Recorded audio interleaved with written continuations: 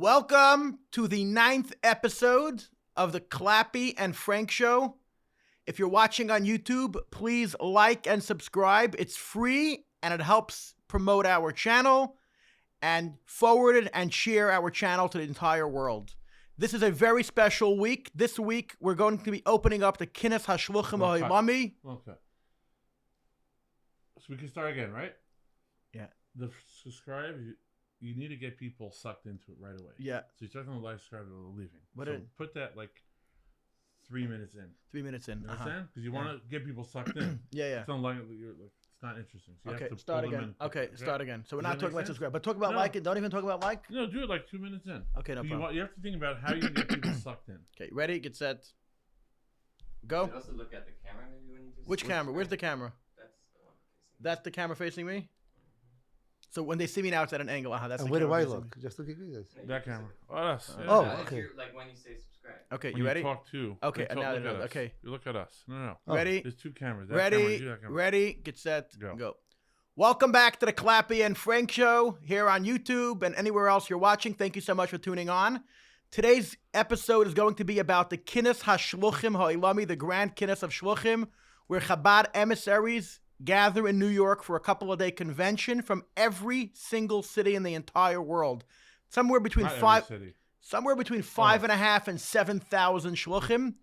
Being that we've never had a shliach on the show, today we are extremely honored to have a very popular, successful, unique shliach, Rabbi YY Jacobson, not from Pomona, the original YY Jacobson. You're first, or he's? You're the older. first. You're He's the older. first one. He's the original YY Jacobson from Des Moines, Iowa, the famous Des Moines, Iowa, the first voters in American elections. So for every couple of years, millions of people come pounding on to Iowa to talk about who the people in Iowa are going to vote for. And their first Jewish interaction is with Rabbi Jacobson. Also, he's related to me. His sister is my sister-in-law. Mimi, shout out to Mimi and Shmuley, greatest people. Very, very good We family. also helped him get him here. Who you had to get involved to get him. He's here for a family simcha. After many failed attempts, we And he has a very, very unique story to say. Moshe, tell us a little bit about your friend. So I had the great honor of discovering Rabbi YY Jacobson in Des Moines because I make this drink, bubala, and because of one of his constituents who have such a great positive experience with Chabad people, he agreed to venture with me on this drink. Yep. So, but the biggest shock that I got, got in my life, that sounds a little too crazy.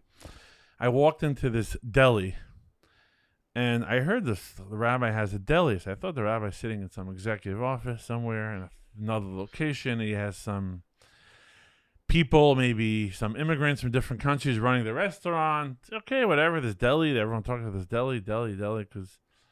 So I show up, and lo and behold, the great Rabbi YY Jacobson is sitting with the big apron, and his wife is in the back. I think he was probably talking to someone at the counter, Yep. slicing pastrami. And then I realized he's one of the most busiest shluchim I ever met in my entire life, and attracts the widest audience of any shliach I ever met. Yossi, how'd you end up slicing pastrami as a rabbi? So Tell us more. Baruch Hashem, the Maccabee Deli has become a household name all over in Iowa. And, every shliach has to find their niche in the community. You got to find your ways because it's so easy to fail yourself. I advertised a shir, I advertised a minion, no one came, and because I'm schlepping, and this one says I'm coming, and they don't come, I know myself, I used to call people, and at the end, I used to call another rabbi who lives by us. Okay, where we're holding. It's like, well, we have 3 maybes, 5 for sures, 3 if I'm the 10th, call me. And it's like, it becomes a whole ball game. And then one time we advertised a shir. I said, let me give it all I got. I gave a shir, mysticism, Kabbalah. 70 people came. And then the following week, 50 people came. They just said, after a month, nobody came. I said, what's going on here? Was it that bad? I mean, I felt I had you guys. He said, no, you filled us up. We're not hungry. But, Rabbi, we have to eat 3 times a day. If you open up a deli, maybe people will come. And that's when we started thinking, Rabashkins then had the Shchita house in Northeast Iowa. They were making already, producing cold cuts and everything. I said, tell my wife, Chani, look, you got to look at everything the Eibishter puts before you, you know, and it's like a puzzle. And sometimes we think we have to think what's going on in another country. Look what the brachas are in front of us. We got to start seeing things for what they are, not for what they're not. And we decided. Well, I decided, and Chani said, "Okay, I'll come along until we can do it," and it just took off. It was the breakthrough. So how many years after you moved to Des Moines as a Chabad rabbi did you open up the So deli? we opened up literally probably 12 years after. 12 years after. Yeah. We got a facility. We started, you know, we had no clue how to do this. We just had one goal. We want to bring people without calling them, you know?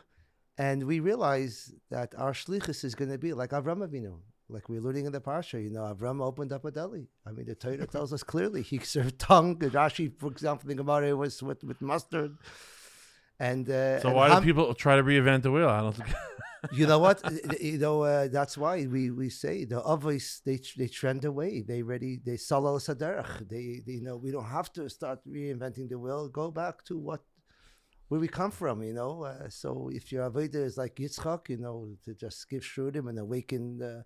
If your avodah is to open up your house and hachnas asarchim, you know, Torah avodah gemilas chasadim. You know, if it's through shurim. But in my case, I wanted to have all of it. You know, I wanted a shul, I wanted to do Torah, and I figured through food. You have a farbrengen, you have a minyan, we have the kaisel, we have a beautiful wall of the kaisel. Gift shop, and people come in. And I always, every morning, you know, it's not, this is interesting. People always ask me, what's the difference between you and the other YY, my cousin? I says, the other YY knows how to take a 2-minute share and turn it into 2 hours. I have to take a 2-hour share and turn it into 2 minutes because people are just going to give you 2 minutes with them. So, and that's the beauty, you know. Ever people call you by mistake? That's another thing. I have, we get calls. Is this YY Jacobson? I said, yeah. And all of a sudden, these people start crying and they pour out their problems. I said, I think you got the wrong YY. I said, no, you're YY. I said, yeah. They don't care if it's the right one or wrong, as long as they got a YY. So you know, listen, if I listen to them and I give them courage and I tell them, look, you know, the first thing is start saying Tehillim. Say your capital. So value yourself because you feel so devalued. And then they don't send you $5,000. No, they send another one.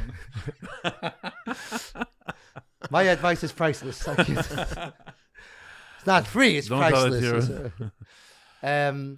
But what's interesting is what was your first? Because the Rebbe would tell people this: say your capital, value yourself, the capital of Tehillim, the year you're going into, and bring David HaMelech Lamaila to help you fight your fight and stand your ground and take on the world and you'll conquer and you'll stand in a oifen doimim, you know, Hashem, what I don't know, you know, what I'm going to come to know, you already knew, and there's no room for suffix, and you just trend and you go up. You never give up, you go up. And that's what and then the Rebbe would tell people also, the issues you have with other people, say their capital and awaken Rahmanas on them through their capital.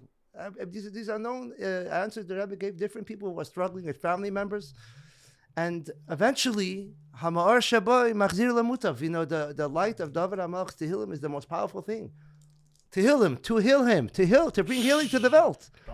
So what was your first location when you did the deli? The location was exactly where we started from. Right now. So you bought the building, you rented the building. What was your first? There were a few people, you know, we had no credibility in properties. What do we know? There was a few Balabatim who felt that, you know, helped us get it.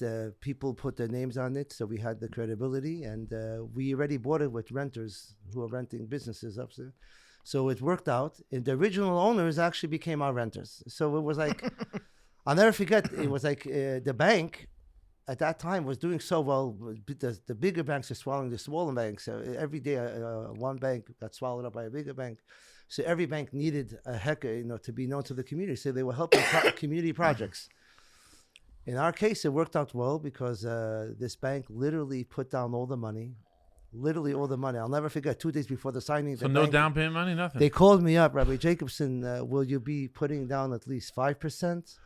And for a joke, I said, a bank that needs my 5%, I don't know if I want to do business with you. I mean, you need my 5%. I mean, you're kidding me? You're giving me the 95%. That 5% is going to kill you, really? Okay. They were doing well. They were A doing miracle, well. a miracle of the Rebbe. Listen, Shliach bought a property with no money. How come I can't do that? I want to buy a house, no You money. know I'm what? ready. I'm telling you, I heard these stories with Shluchim growing up as a kid. And, you say, Masa Yagiya, and it does happen at the right time, the right place. That's exactly what happened. There's no exaggeration. I make up stories that did happen, by the way. I want to go back. I want to go back a few steps.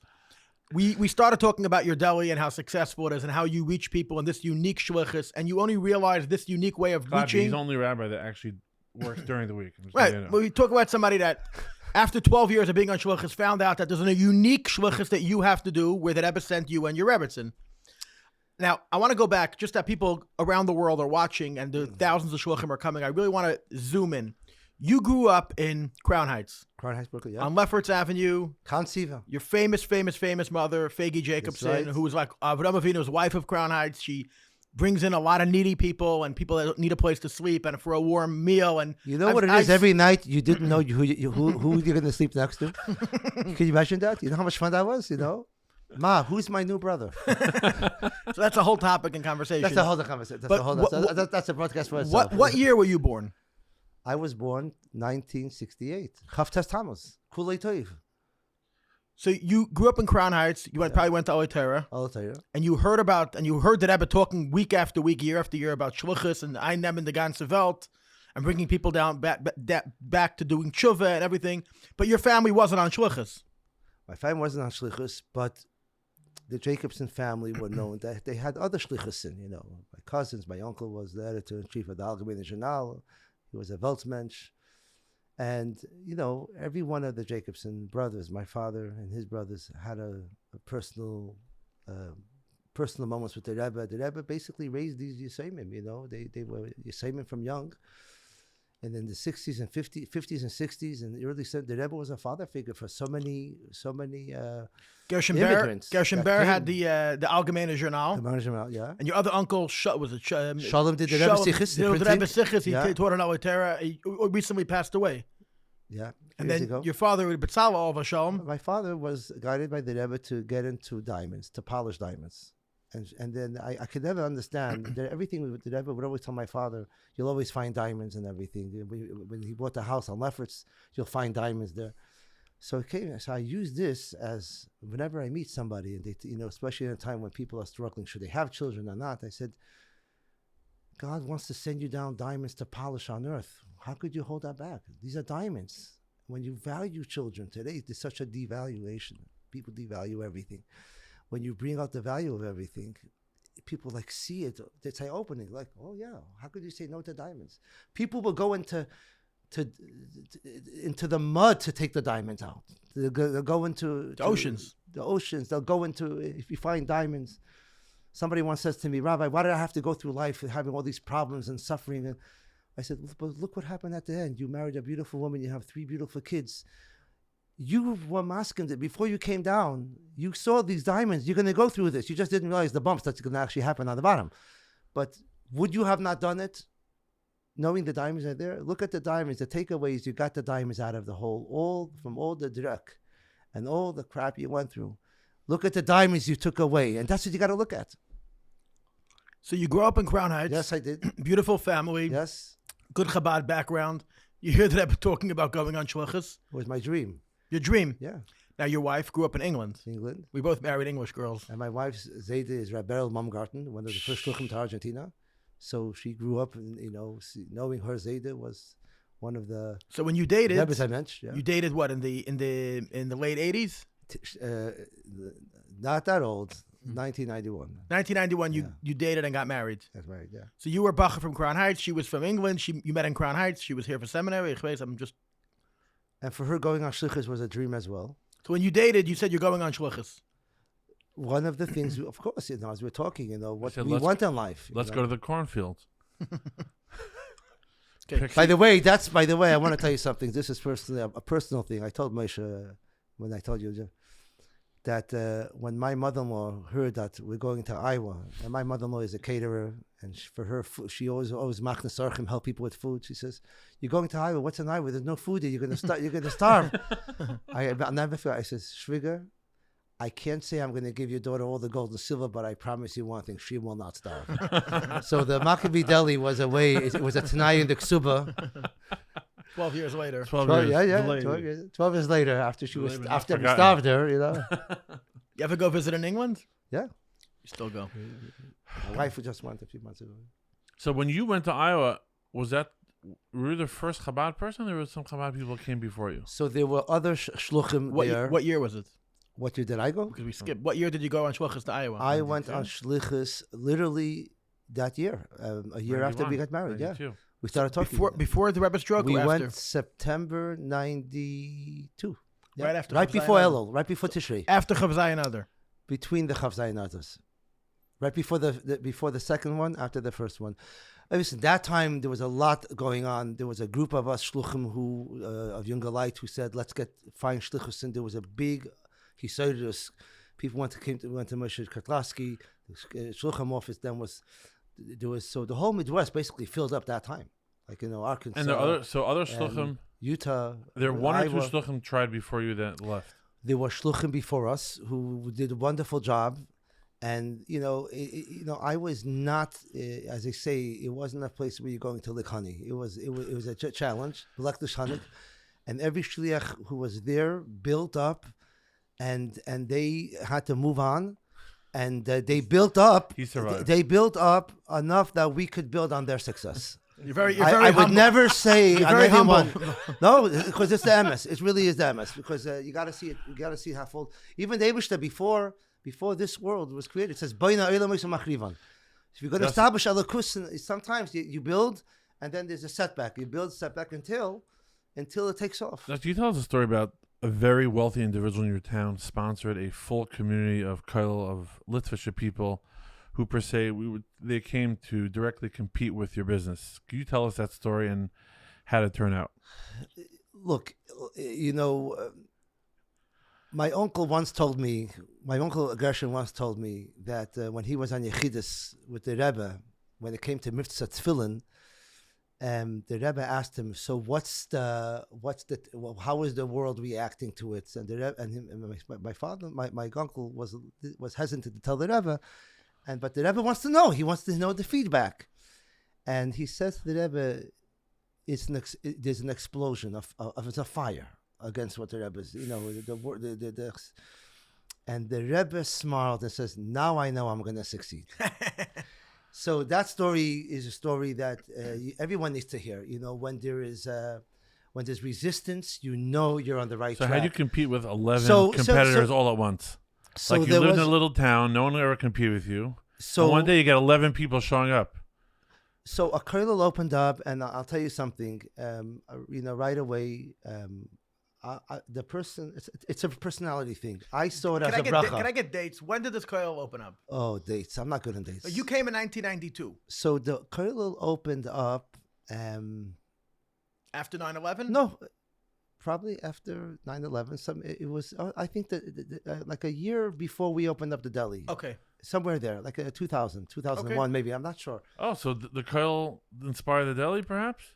They were customers. They came. They wanted to eat. There's no other food. You know what? But I'll tell you something. There's a Now I'm lot. trying to see have the to say silver something.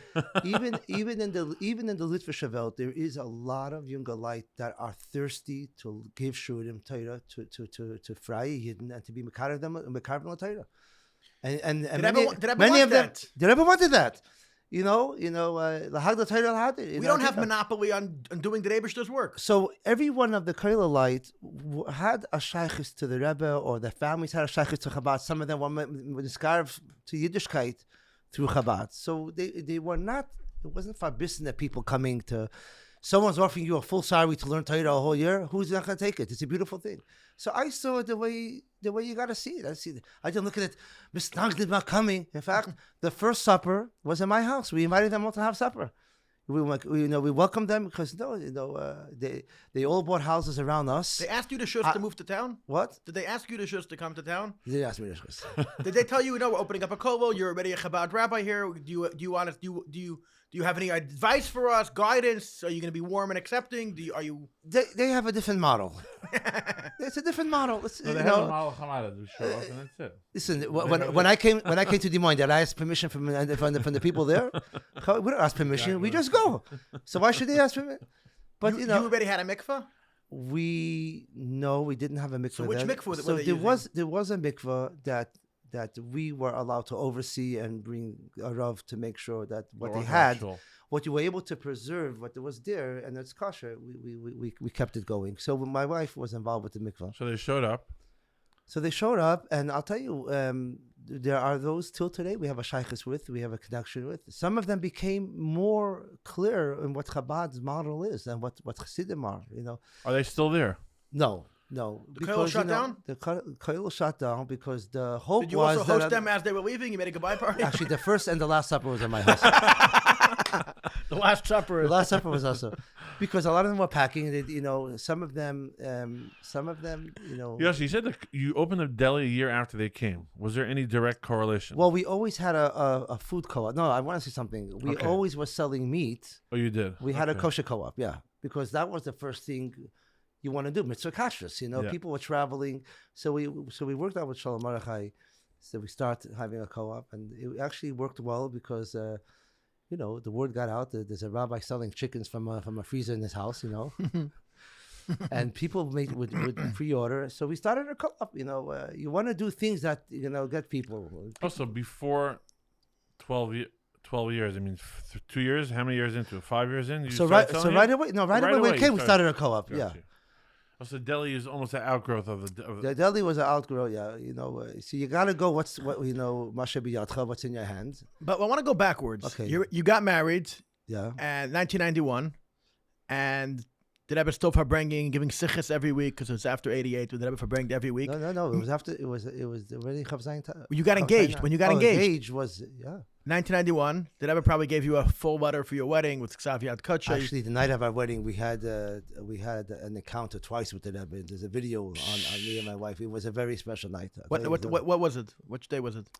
It was Tezvav Sivan.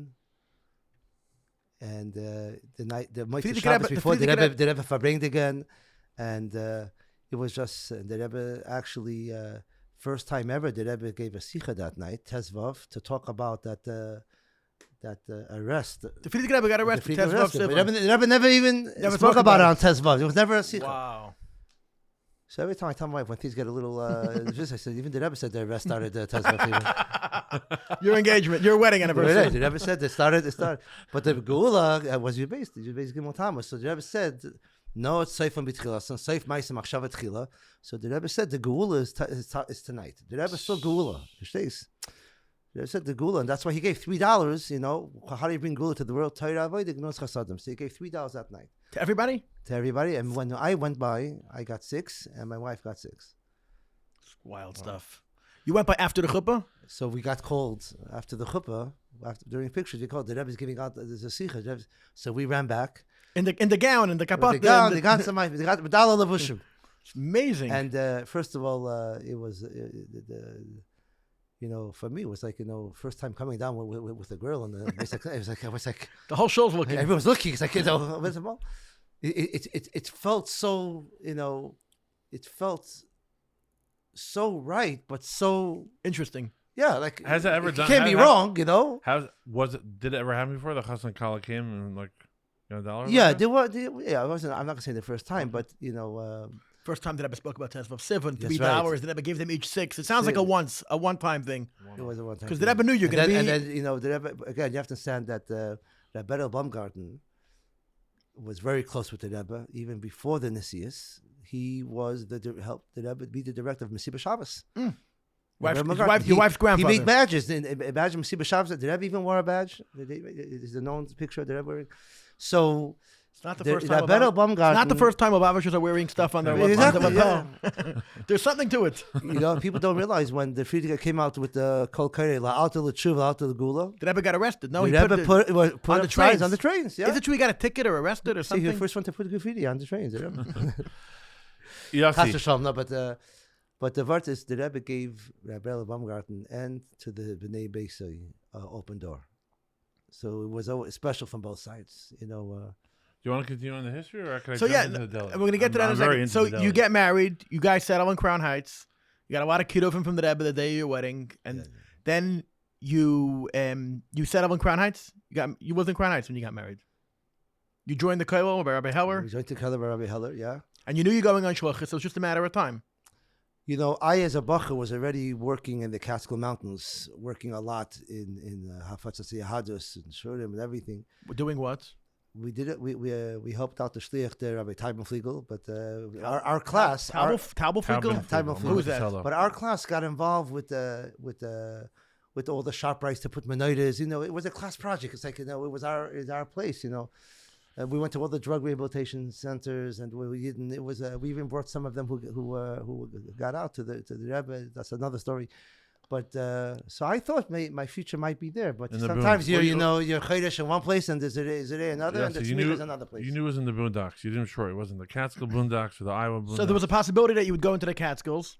But B'Poel, when Rabbi Moshe Kasowitz was looking Moshe Kotlarski. when Rabbi Moshe Kasowitz was looking for a Shliach to come to fill the Des Moines, Iowa, so when he met me...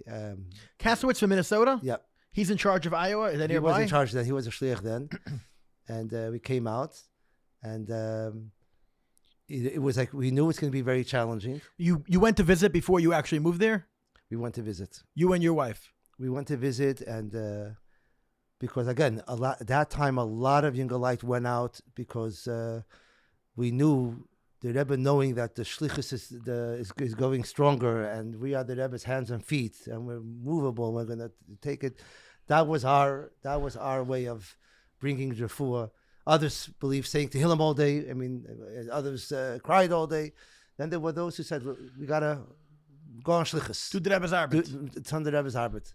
Can we skip to the deli? Well, we could go back in a minute. I'm saying, he stuck with the burgers. He wants to talk about the burgers. I'm just because we're the whole world's watching and wanting to know about shlichus. Here we have a living example that's doing this 35 years later.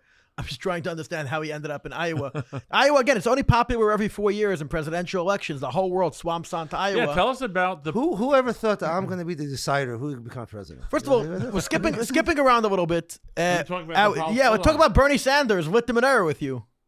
How did that happen? The most famous guy in the world running for president, not even though he's Jewish, not the biggest friend of Jewish causes, in my opinion, at least. Can we talk about critical? I want to answer his question because a lot of people always ask me this. So Bernie Sanders. So we were working with the Congress of America, the Democratic Congress of America, and they helped us to sponsor Friday night meals for all the students who are grassroots. Canvassing. They're canvassing. Yeah, canvassing for different those who are running for the primary candidates. Yeah. So candidates. So many of these students happen to be from the Bernie Sanders campaign. We couldn't believe it, and so many of them would go to the local Chabad house. So they were part of Chabad. So one Friday night we were talking, and I asked one of them. He says, "I can't understand you. So many Jews look at Bernie Sanders as a self-hating Jew, who's an anti-Semite." And all the anti-Semites, he opened the door for them to be the real anti-Semites. With Bernie, you could say it's politics, whatever. He's still a Yid. But he's opening. Why would you guys, for that alone, even though he has some ideas. Anti-Israel why position. associate with him? So he says, how do you know he's I says, you know what? I don't know him personally, but from the messages, from the way he talks about Israel. So then it came in, I said, you know what? We're doing Hanukkah on ice. Would Bernie come light the menorah? And they said, we're going to get Bernie to light the menorah. We'll show he's not. And Bernie agreed to light the menorah. Okay? I guess he was desperate to win. He wanted the primaries. Anecdotally, didn't he help the menorah in Burlington or something? There's a letter from the Rebbe a gazillion years ago. I think it's printed in Niggas Kodesh. Somebody showed me the letter a few years ago. He was the mayor then of his little city, whatever, in Burlington, Vermont. Right, by Rabbi Ruskin. Yeah, and the Rebbe says the Rebbe thanks him so much for his involvement in making sure there's a public menorah. But the Rebbe loves every single Jew to such an extent that he always found a common thing with them that he could praise somebody and bring out their neshama. For me, it's very difficult to watch the guy mamish being a self-hating Jew making a chil Hashem nonstop. I really I'm not the Rebbe. I can't stomach the guy.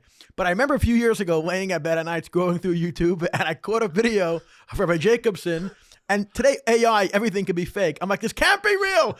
Bernie Sanders standing next to one of my mukhtanim, lighting a menorah. The guy, it was a very proud Jewish moment in his life that you were able to accomplish. I'm sure hundreds of thousands of people saw that clip. And I want to tell you something. You know, And when you're asked, would you let Bernie light the menorah? And you know the Sikha so well, how the Rebbe spoke about that. Till when, the Gemara fragt, till when are you allowed to light the menorah on Hanukkah? And the Gemara says, Ad dekalya rigla de Talmudai. So simple pshat is, until the last market that was known to be open, Kol Talmudai. And what does the Rebbe say? The Rebbe is saying the timeless message is, till you get that very Jew who is amoided in the Eibishter, who's amoided in Torah and mitzvahs, till you get that darkness to in light, that's the night, the Hanukkah Lech have the power to transform even such a Yid. So when you're faced, would you let Bernie light them? Because a lot of people call me, don't let him light the menorah. Keep him an anti-Semite. Don't be the one. I said, you know what? If the Eibush is sending you a mission, are you going to be the one who's going to bring this Yid to the light or keep him in the darkness? What are you going to do? Based on the fact that politics here.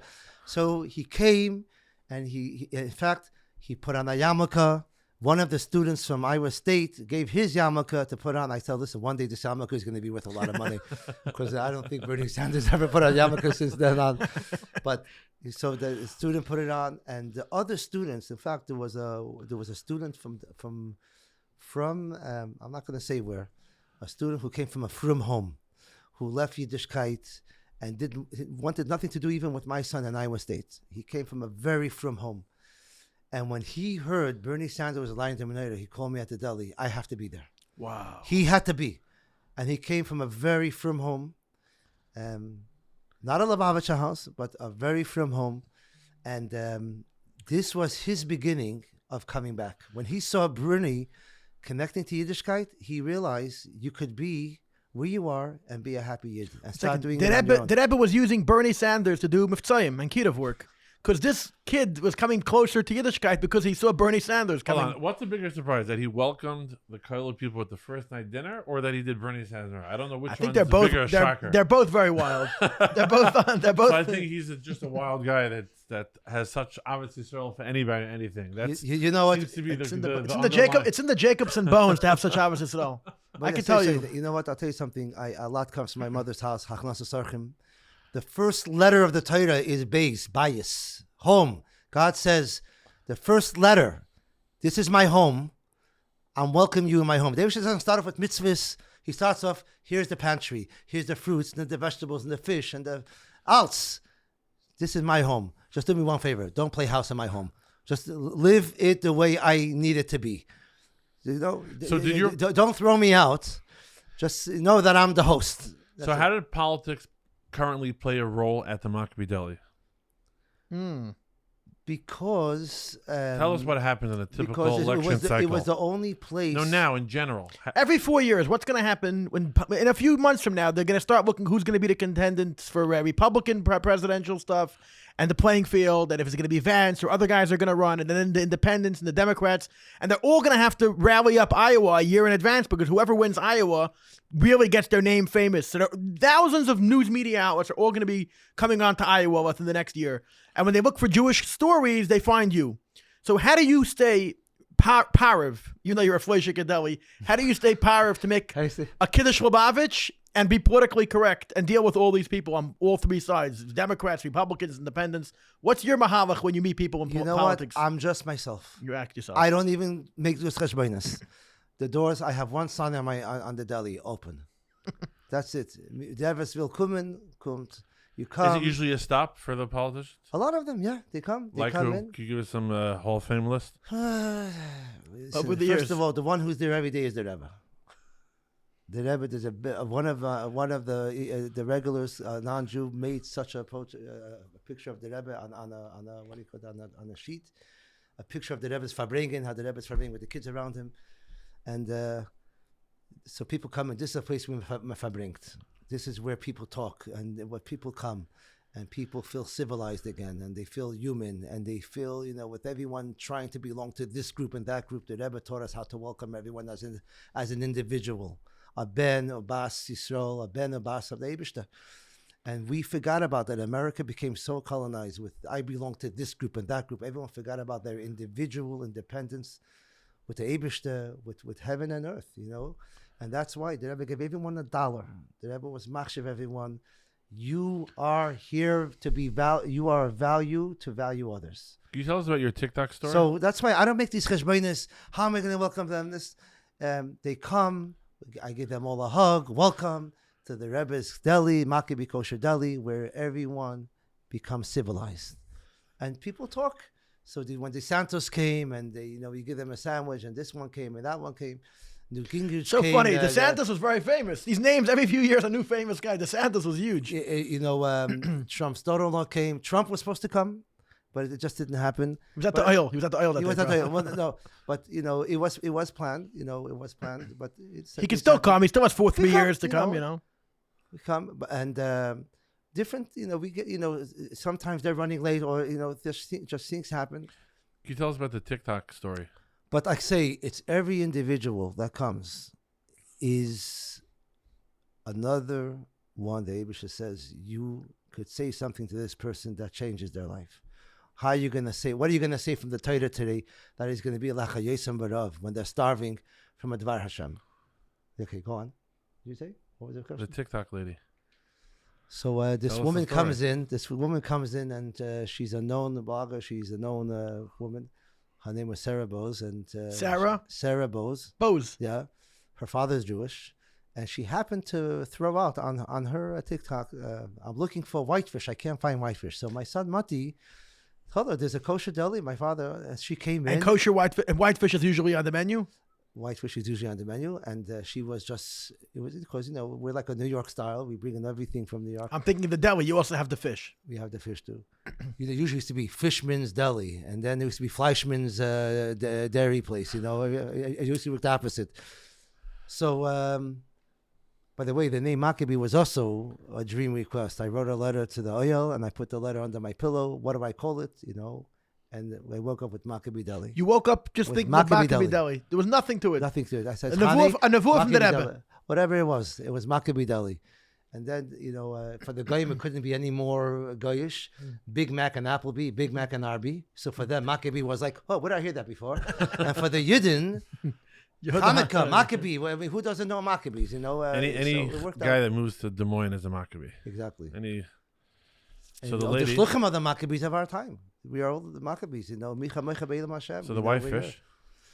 So the whitefish got everyone to come eat the pastrami. So what happened? It was so she came. She did a little spiel. We didn't even know she did it. She came in.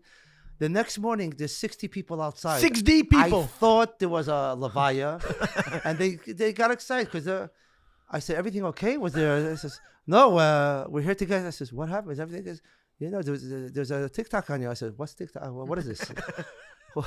TikTok. Before I knew it, and I called my wife. I said, "Chani, I need your help here. Something happened. Someone made an announcement, and it's TikTok. I need you to come help me take orders." She says, "I don't take orders. I give orders." Whoa! I said, "Okay, so come give me orders. Take the orders and give me orders." And it was just 60 people. And from them, other bloggers they were going out. It was like millions. Then I got calls from my friends. Yossi, your deli that you just opened up last night had an overnight success. I says, it was 20 years of overnight success.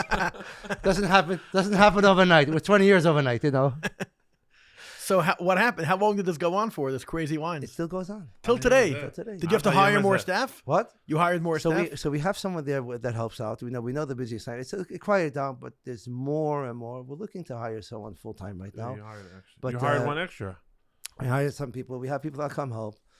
And, we manage. But I could tell you something. I don't know if there's any shliach who has over 50, 60 people just coming in to them every day. You don't know who's coming in. The most, from all walks of life, by the way, all walks of life, every life choice. I have people coming in. It's just those who stand before the Chet Eisadas, after the Eisadas, with Levushim. It's crazy. It's like, Rebbe, what's my day going to look like today? Some shluchim just know what, it's all. Yossi, what do you know what to expect. What do you tell shluchim especially the small towns, are bored all week long. I'm going to throw that. I'm going to be a little. How do you loose. know? How do you know they're bored? And they don't think. They think it's too. They think they're too chashuv to sit behind the counter. I come from retail. I had an art gallery for many years. I sat behind the counter. I'm retail my whole works in life. Retail, so for us, retail is a very respectful position. How do you tell a shliach? Most people I know, and which makes you very unique and special.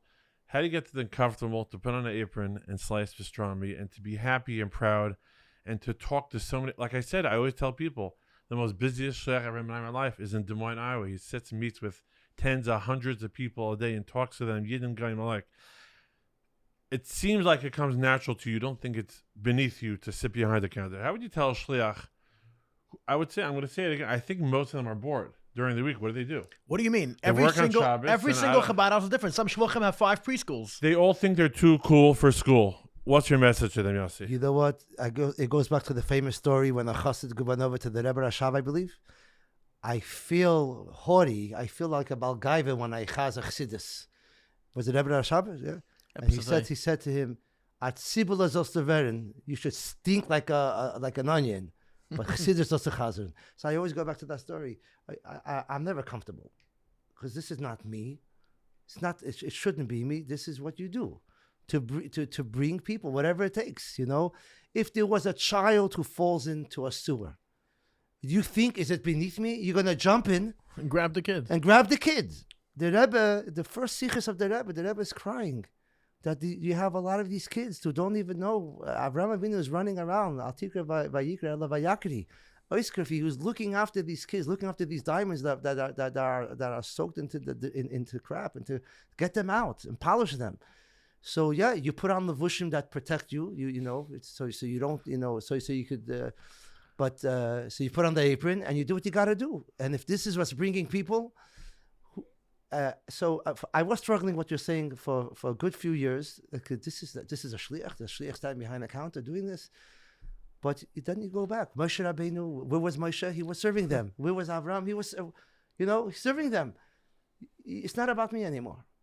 You know, at some point, you don't care what you think on yourself. You just do what you got to do. You know, hamaise hu yikar, right? But 1 second, we're going to discuss how thousands of shluchim potentially could change around their shluchas maybe and tap into what their location is calling for. But we still didn't scratch the surface with you. The Rebbe had the first stroke. You were in Koilo. You wanted to go out on shluchas. Oh, you like the history. You go to shluchas. You go to Kasowitz's in Minnesota. He shows you that other shluchim work. Well, he actually came. He was here. He was here in Crown Heights recruiting. He was recruiting. How did he find you? Mermelsteins? So the story goes like this. From The what I deli. know, from what Moshe told me, he went over to someone. He says, "I need a crazy guy who thinks out of the box to come to Des Moines, Iowa, who could stand the mila from all the shtusim and not get not get affected by Yidden who are strange from Torah mitzvahs." So someone tells him meet with Lazer Levy, Olav Shalom. Laser Levy? Lazer Levy, Daniel's son. Daniel's brother. Brother. I'm sorry. Beryl's son. Beryl's son. Oliver Yeah, Shalom. Oliver He Shalom. passed away young. So when Lazer Levy heard about Des Moines and what they're looking for, he says to Moshe, "I know you think I'm crazy, but YY Jacobson is crazier than me." How did he know? How did he know you? What? He was your age? He was my age, Ah. maybe a little older. So Okay. he told Moshe, "I think there's a guy you might find who's crazier than me. Go to YY Jacobson." And that's basically what happened. So he came over to you So and he said Lazer Olav Shalom was in the league. he helped you get on the shluchas. So He this. recommends- I never knew Moshe. I mean, I knew of him. I knew he was a shliach in Iowa, and he would send out his newspaper to everyone in Crown Heights. He was a shlich in Minnesota. He was a shliach then in Iowa. He was in Des Moines, Iowa. Who? Moshe Kasowitz. Kasowitz. Kasowitz Rabbi was in Moshe Kasowitz. Iowa? Yeah, I thought you said he was in Minnesota. No, Now he's in actually Minnesota. moved to He was a Minnesota. shliach in Des Moines, Iowa, Iowa, and it yeah. didn't work out for whatever reason. His shlichus took on to Minnesota. Okay, so he was looking to replace somebody. Yeah. Maybe Himself. maybe Replace himself. Chad told him find a replacement. Well, okay, so then the Midwest was under Moshe Feller, still is Minnesota, okay. Minnesota, so that's how it works. So So he met you. he met me and he realized. How do you recruit somebody to come to a place that he's leaving? It's a hard sell. If it's so good, you wouldn't leave. You know what I'm saying? I want you to take over my business. I make $100 million a year. Where you going? that's why I appreciate the house I came from. That you have to all of a sudden become a brother to a stranger. You don't see them. You see the ger become a gar right away, right? Ger is a stranger. Gar is someone who lives with you. Every night I had another roommate. So we had to bond right away. Yeah, so how did you pitch? There was no time to preliminaries. Who are you? What are you? So how did you pitch this to your wife? Young couple, we're moving to a place that a shliach's leaving, and we're gonna move in. Give me the sales pitch. She was there. There was no.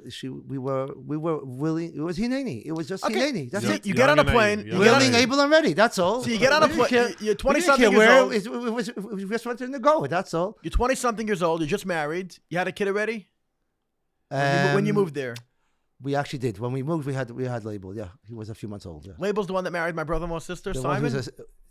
No, Label married. He's a shliach there as well. Shliach in Iowa State, yeah. Okay. So a younger brother married my brother-in-law's sister, right. Simon. Yeah. Very nice boy. Zalman. Zalman, yeah. Weird. He's in Maryland. He's in Maryland. Okay. So you go there with a baby. You go to check it out first. We went to visit together. What'd you see? What? We saw nothing. We saw. Cornfields. We saw that this is going to be interesting. How do we awaken the appetite? For people who don't even know. It's like at that time I developed, I'm thinking, now I understand. I told my wife, now I understand why Moshe Rabbeinu, when he saw, it says he saw ad Yom HaAchrin. And Rashi, it's brought on marriage, he saw till the Yom HaAchrin. When he saw the last generation before the Gula, it says he smiled. I never knew why he smiles. Now I realize why he smiled. Because he said, Moshe Rabbeinu chased after the sheep that knew there was a flock that left. He brought it back. We're going to deal with Yidden that never knew they ever belonged to a flock. You hear that? And then we're going to have to really, really get things going to... So that's why the deli was the magic. And I just want to say... Yeah, but the deli was 12 years later. Okay, we started a co-op. No, the day... Okay, so one second. Today you go on Shliach, you stand around 770 for 4 months with a credit card swiper and you raise 50 to 100K and you ask all your family and friends to support you the first year. You need to get a bookkeeper and a secretary and an office and seed money, my Zayda, my Bubba. Okay, you're talking about 35 years ago. Well, you took the chasana money. You took your own chasana money? You took your own chasana money. Well, because everyone gave a bracha on it. Binyan Nadiyat. So that's it. What else did it mean, right? From this, you're going to build an edifice. And right before Yontif, he bought his third property from a place that a guy left because it wasn't for him. Right? Tell us more. The story was like this. It's a crazy story. For years, I'm walking around to every neighbor. We need a guest house. We want to build a synagogue. Could you move? They said, why should we move? You're the best neighbor we ever had. Everyone said the same thing. So I went on the internet to find out how I become a bad neighbor. Nobody offers classes on that. It has to come natural, right? No one offers how to be. So we're waiting and waiting. And, for years, we're passing by this one property that sits on a half acre. And the guy, so nothing's happening. Crazy thing happened. Chav Zayin Tammuz on my son's birthday.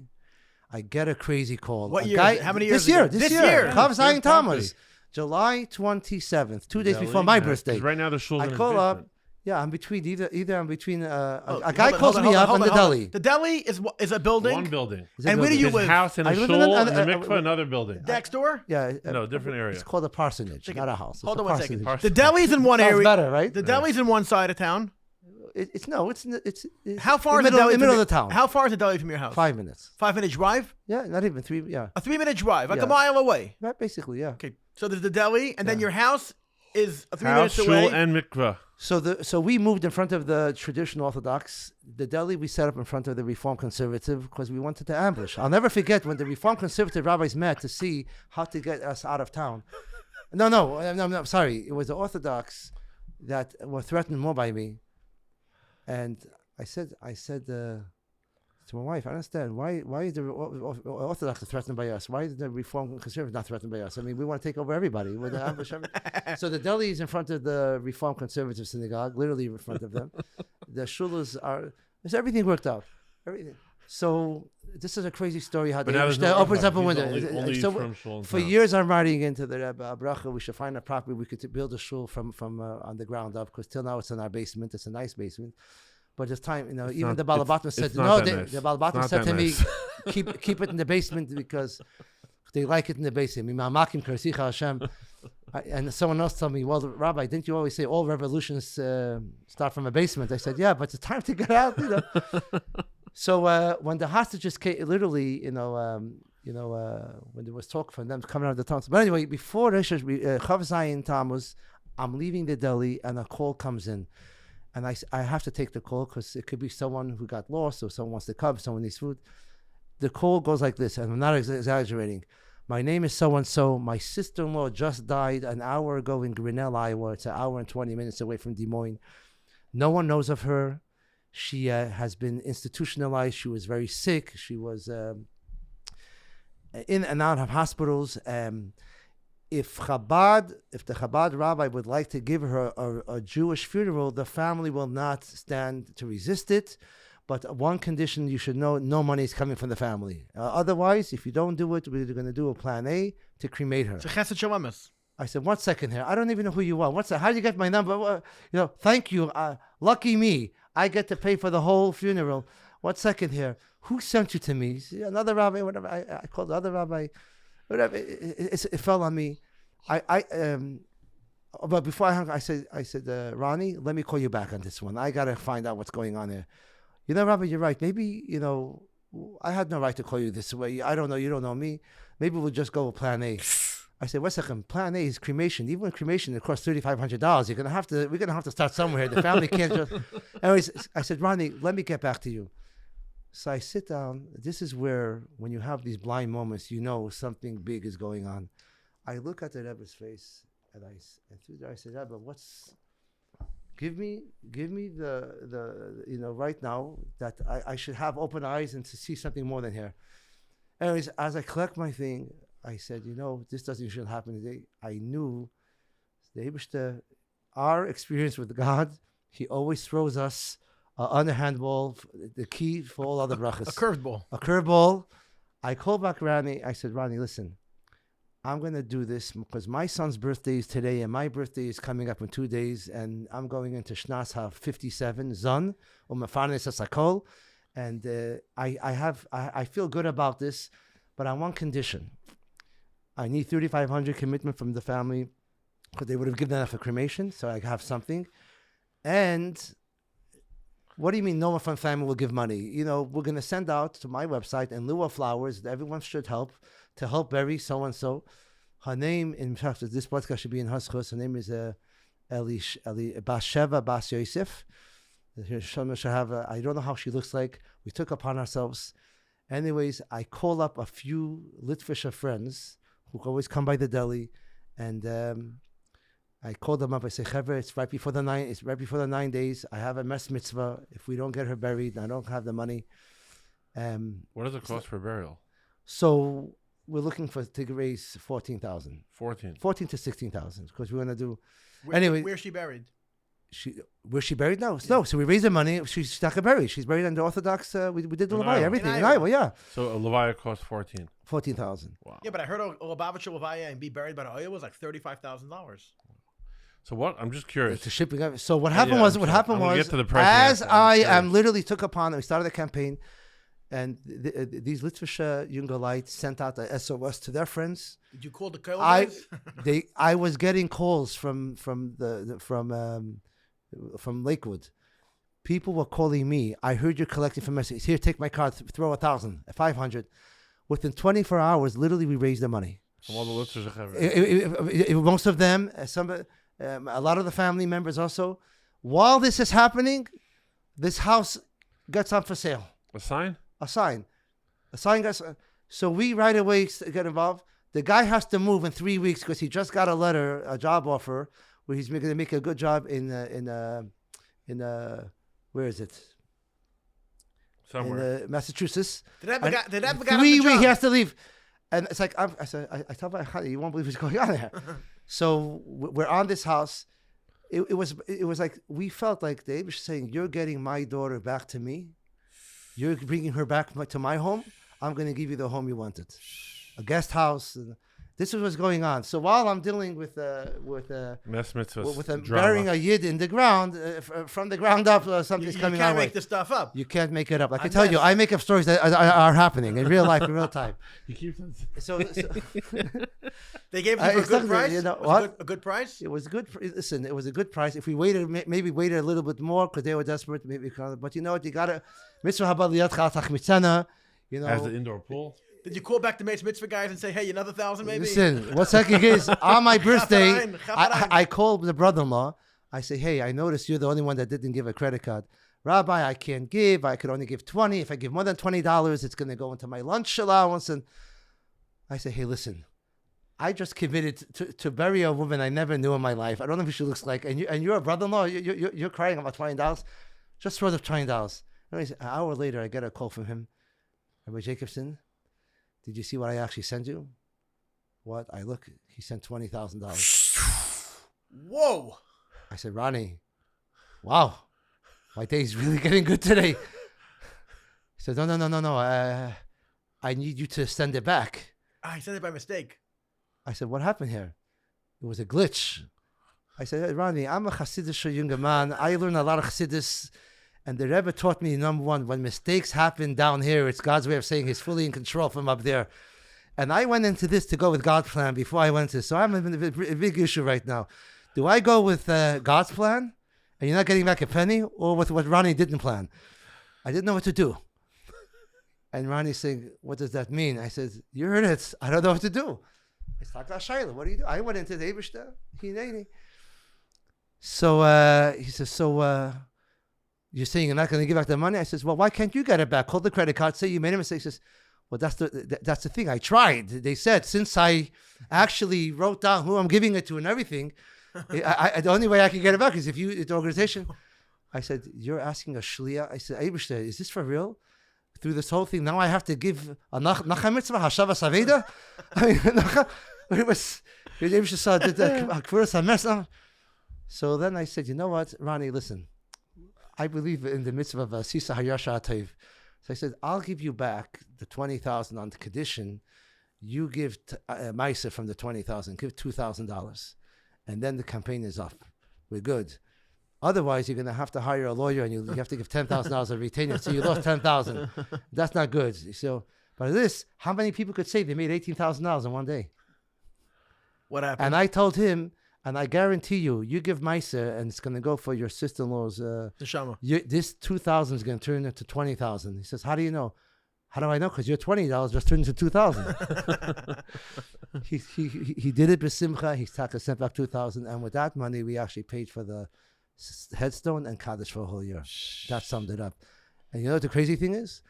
It took 24 hours to raise all the money, but it took me 3 days to get $1 million. So how'd you get the money to buy the new house? What? So the equity of the deli, You refied. from every pastrami sandwich that paid off the building and tongue sandwich, the bank, we were healthy, and plus the house that is paid off, we were able to get right away a loan.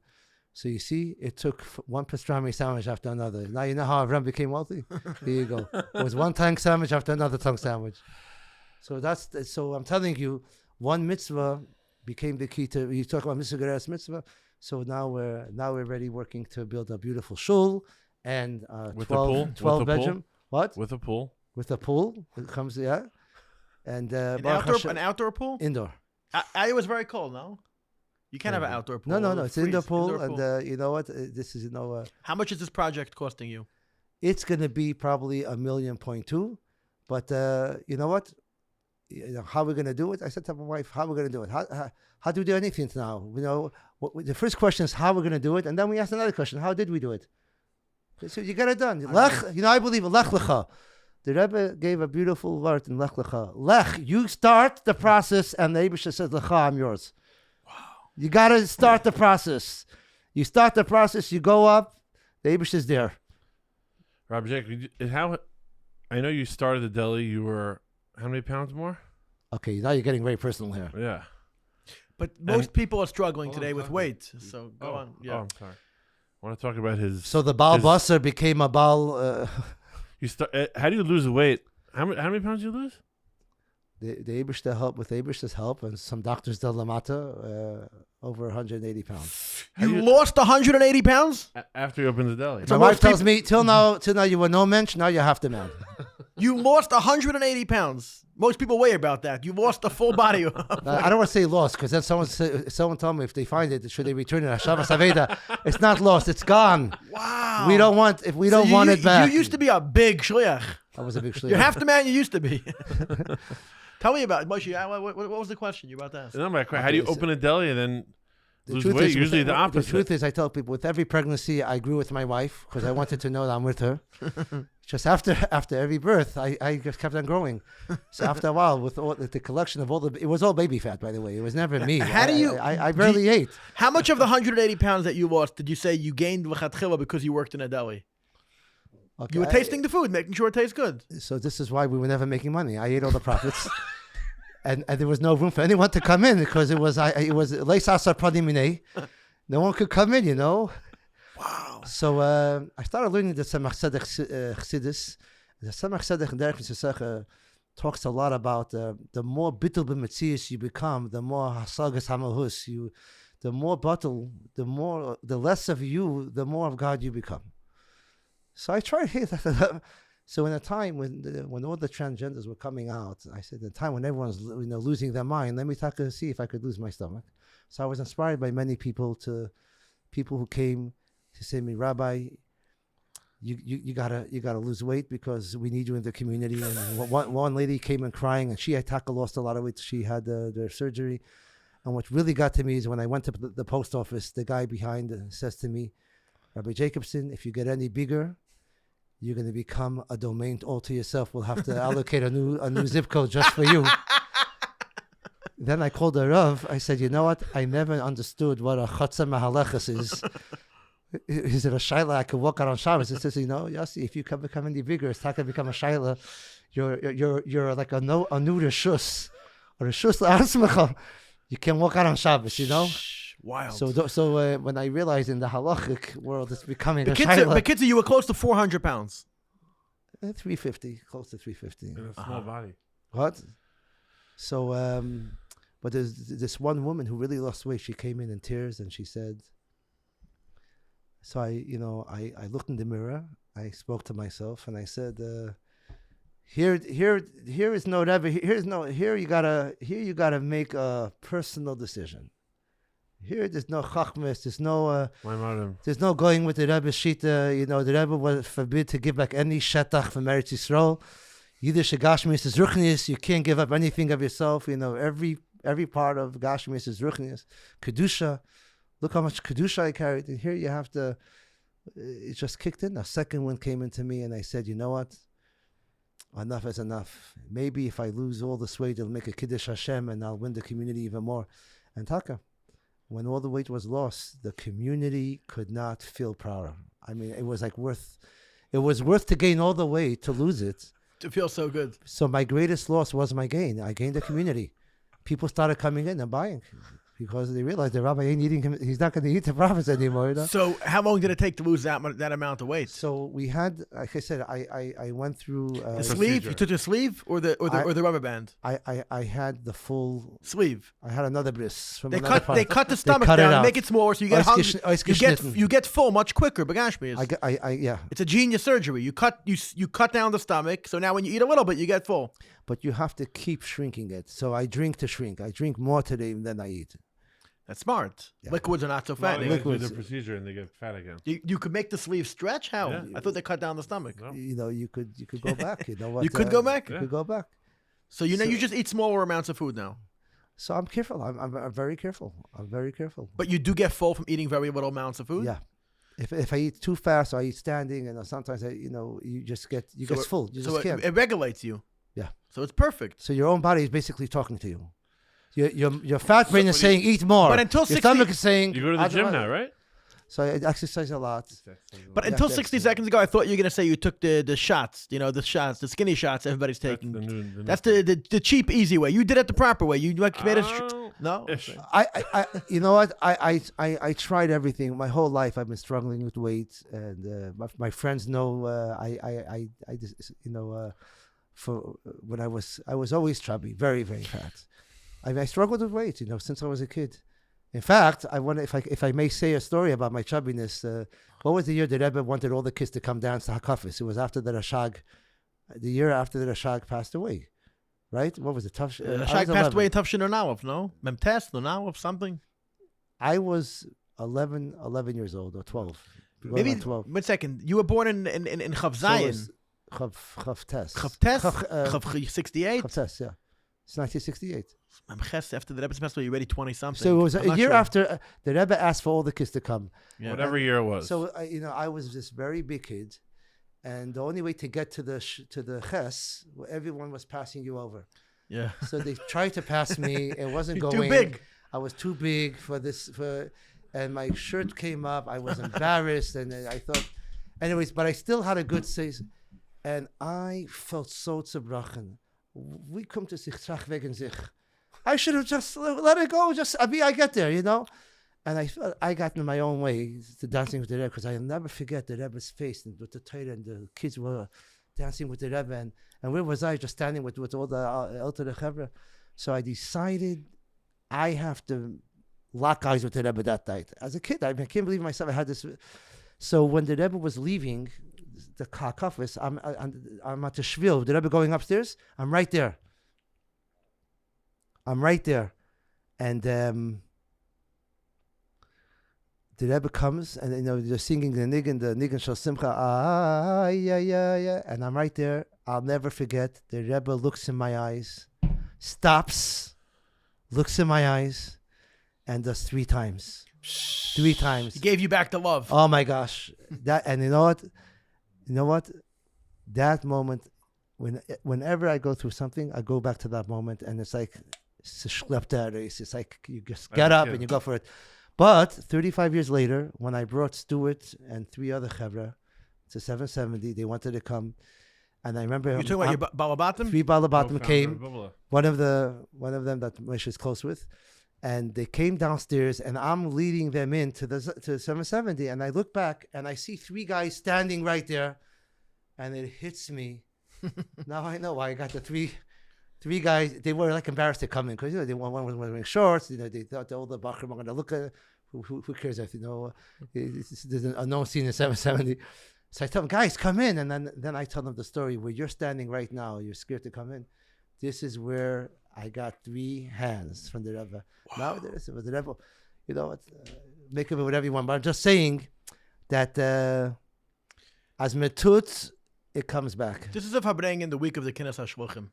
Again, thousands and thousands of Shluchim, and now they bring Balabatim and they bring their children.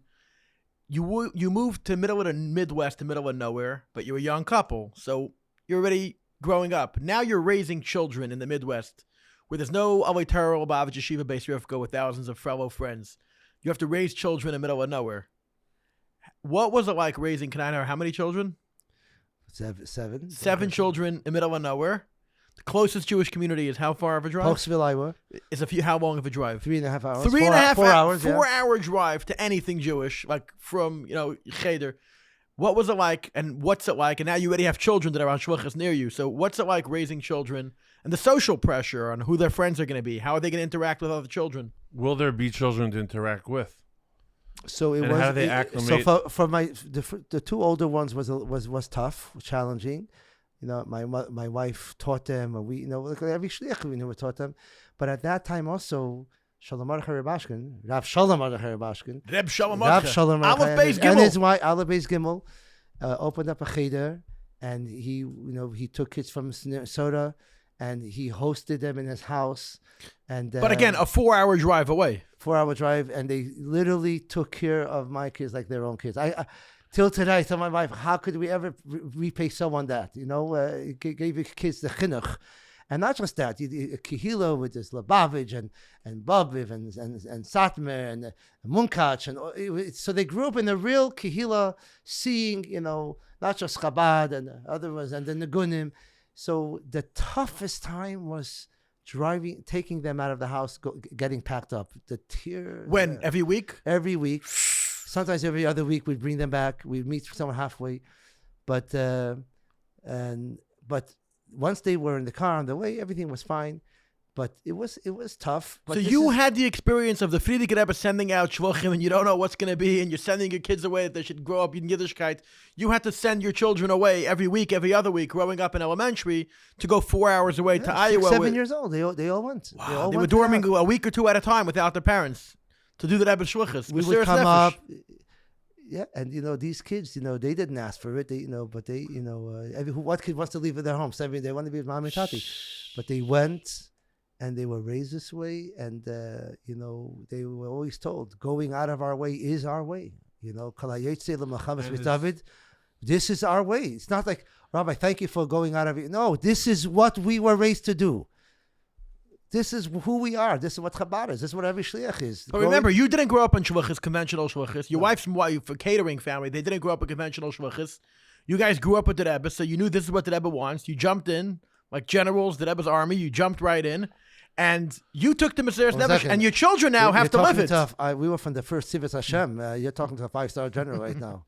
Literally. We took up the hats. We went by. Yeah, we were the first ones to put the hats on. The real army of Hashem we're talking about. No, again, because we didn't have any connections. We knew that it's either all or nothing. We had to just take the first thing that comes. Let me ask you a question. We're sitting upstairs in 770 Eastern Parkway, Chabad headquarters. Did you have a close relationship with Moshe Kedvarsky Elvashom? I mean, growing up. Shlichus, growing up, anything? No, I mean, he knew my family. I mean, we know. You said about your mikveh. What about your mikveh? Was he involved in your shlichus? Oh, but yeah. What was his involvement? His involvement was to get us in. Once we were there established, he came down a few months later. He himself flew down to Iowa. He himself came to do a few shluchim.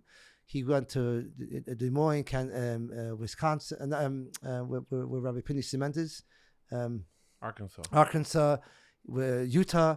So he came to help all of us. 1992. Yeah. So he met Balabatim and said, look, we're going to help, but could you help? He helped us get something going. I mean, it was literally the minimum to live on, literally. And so we had, he broke us in. Rabbi Kassi was very helpful. Getting us there. He helped you build a mikveh, right? He brought you and some money. Then we had to build a mikveh because unfortunately our success was getting in the way of other establishments. That where they were not accustomed to seeing Chabad succeed. Even the federation that time even offered us money. How much would you want for you to move out? To move out of your shluchus. To move out and sign that after 100 miles, Chabad can't come. And really, I said, you guys would give us a full tache of cash just to get us out. He says, yeah, it would be the biggest investment in Judaism for us to keep you guys out. See how people see and how people don't see, So there are people who see things for what they're totally not, and there are those who see for what they totally are. Yes, your kids. It's been talk now in chats with different. We didn't finish this. What happened? So Oh. what happened with the mikveh? I'm sorry. So Ramesha helped us with George Rohr at the time to build our own mikveh. What year is this? This is the year after the Koilo came. What happened was all the brachas after the mikveh, the deli. Everything is a bracha. This is where some shluchim have to be very careful. Even something that you think I call it the blind blessing, not a schlechte zach. Other people call it terrible things. No. It's the blind bracha that the Eibishter needs you to open up your eyes a little bit more, and you'll see the diamonds are right there. Sometimes we put a lavush of sheker to it, a lavush it's terrible, and we deny ourselves the bracha that is there. So we got the mikveh going. There were reasons why we had to So you open needed a mikveh. money all of a sudden to build your own mikveh because you're not welcome in the other one. So you call up to Moshe, you say, hello, I'm in Iowa. That's a nice way of saying we were not welcome. That was a nice way. So how does it work? You called him up. They say he built Chabad houses around the cheshbon world. was fighting to get into a mikveh that you were not welcomed anymore. And building your own, we just felt it would be easier to raise the money to have your own, And this is around 2002. How much money would it cost to build a mikveh? Then it was close to 60,000.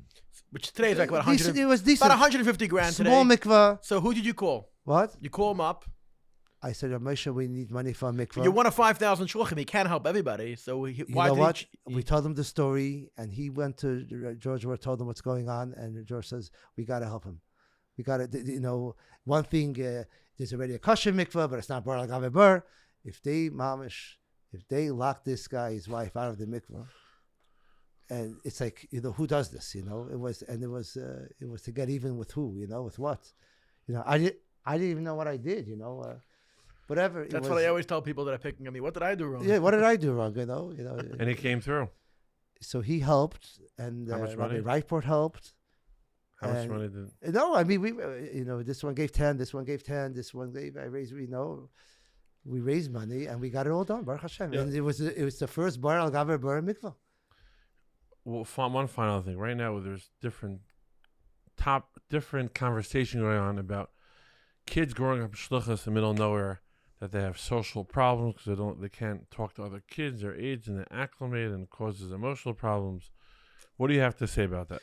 Number one, the parents have to be transparent to the kids. You got to tell them everything going on in the world, exactly what's going on, all the avedas that are going on, and why we don't do it, and why this is not our lifestyle, and we don't wear this because and you have to give the real Isis. It's giving over real Isis. If you hide something from the kids, they know you're hiding 100 other things from them, and they're going to find out in the wrong way. You have to give them the perspective. You have to take the bite out of the snake, and you got to show them, and you got to and tell them, those parents who are keeping things from the kids, don't tell them, so better they don't. What about friends? They are hurting their kids, and they're causing their kids to do the opposite of what they're trying to achieve. What about friends and the fact that your kids grew up with friends in the neighborhood? Or No, So but my they kids, were in Baruch Hashem, they Iowa. went to Postville. They had friends in yeshiva. Till today, they had friends, and they grew. Baruch Hashem. So we, like I say, No resentment. look, Your kids ever complain, why do we live in Des Moines, or it never happened? it never happened. I mean, look, I mean, your son moved back, so I guess it was great. Great. Baruch Hashem, every one of our children have found the Eibishter in their own way. Elekei Avraham, Elekei Yisrael, Elekei Yaakov. Based on what we gave them, they have found it on their way. It became their God, their Torah, their Rebbe, their Chassidus, and letting them take ownership over it, not taking ownership over them, that they have no ownership over anything. Trusting them with things that you might not trust yourself, because they'll get it faster, and they'll get it from you, and they'll come to you first and everything. Well, let me ask my father, because he has a good perspective in looking at this, whatever. So we figured out that in your shlichus, you were able to take that place, that location, and make it into a hustling, bustling Chabad house, doing your own unique, exotic way of having the deli and meeting politicians and having people come through. And now you're opening up a Chabad house with 12 bedrooms and hosting people for Shabbos. And a pool. And a pool. A shliach We that- meet Yidden All day. who live next to Chabad houses and other places, never walked in. Right. That come here because what Chabad has So a deli. my question is, What my is this crazy? question Is this normal? Who does this?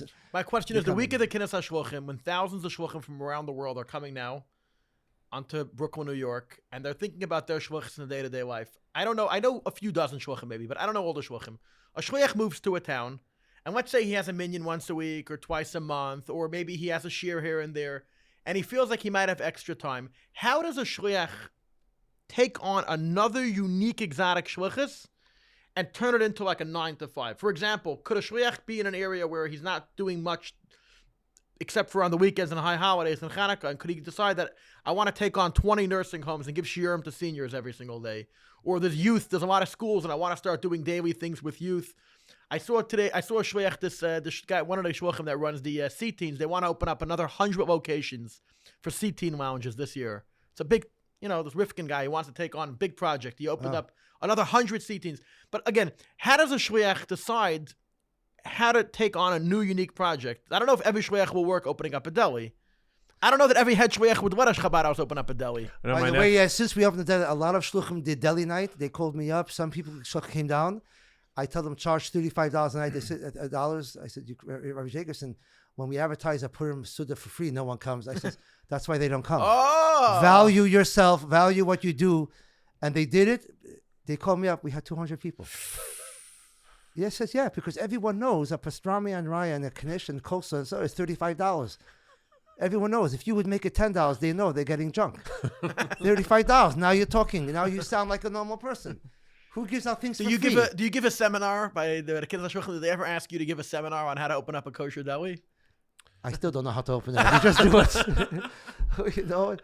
You know, Yeah, my nephew does kosher deli in Northern California, Mendel Wenger, and it's super matzliach. Okay, Once so a week, everyone once a month. again. Okay, I'm not saying everyone has to open up a deli. No, I'm saying what Okay, type. you know, I but think everyone everyone needs should, to. but- It needs to do the most craziest thing they know they'll never do. Do it. What's the craziest thing? The Rebbe, when the Rebbe said, "Now we are in the avodah of Mashiach," Oires detayu b'kelim detikun. Bring down the light because it's shining. Bring it down. Let it shine through you, and transcend your community with this light that is shining. You know, don't do the pachim tanim, but do the craziest thing. Find out what your community, what everyone's going crazy about, and turn such a thing into kedusha. Okay. Shliach. In our community, barbecues and deli. I mean, the Iowa is like a makom from Buster. Everyone, the cows, the rabashkin. So do something that is, hype it up. Make a kosher deli. Shliach YY Jacobson for coming on. It's a pleasure. I was just getting started. It's been a lot of fun. It's been a lot of fun. We're definitely gonna have to do a part 2 one day. And I want to thank our sponsors. We did not bring the product, but Crown Butcher with amazing dried meat. Love Crown Speaking- Butcher. Yeah, the deli guy. Yeah, the deli guy should my bring gosh. back a case of Crown. You could sell it. No. No, he has dried meats. Crown Butcher. It's under the Rabbanim's Hechsher. Many flavors of beef jerky, barbecue, I feel terrible. We didn't and it bring was delicious. We just had it last week's podcast. We were all stressing protein. it. If it All was protein. all And protein. he's Low fat, low Lost calories, weight. low sodium. I don't know how it's low sodium and so tasty. Delicious with the best Hechsher. Crown Butcher. And I think I'm going to make a shidduch between you and Crown Butcher. You'll bring back a couple of cases and You know sell what? it in the And that's deli the because they'll eat the pastrami sandwich. And you say you need some kosher food for the road. You'll To give go. it to them. By the way, Shelf we have a whole grocery store and wine, yeah, everything. you yeah, know? yeah. And I told Moshe, we have to have hamantash the whole year, latkes the whole year. Every staple Matzo of it, ball because if someone had a dream of Bubba Rosa came to them, and remember the hamantash, they come and you have hamantash, you know. So you got to make it work. Clappy, tell the kids. Subscribe at the bottom on YouTube. Please subscribe, share, like. Thank you, Shmuley and Mimi Kupstein, for making it happen today. I was not successful in rigging Yossi. I thought I had the leverage, but clearly it was not enough to get Rabbi Yossi here. Thank you so much for coming. Thank you so much, Pleasure. everybody. Atzlacha Rabba. Atzlacha, Kol Koltov. Shkoyach. Chaim. Chaim. I think Vogel had a good time. Wait. Oh, you okay? How long was the film? You see, you got hit by the. Hour and 23 minutes. You got hit by the light. No, it's great. That was fun. It was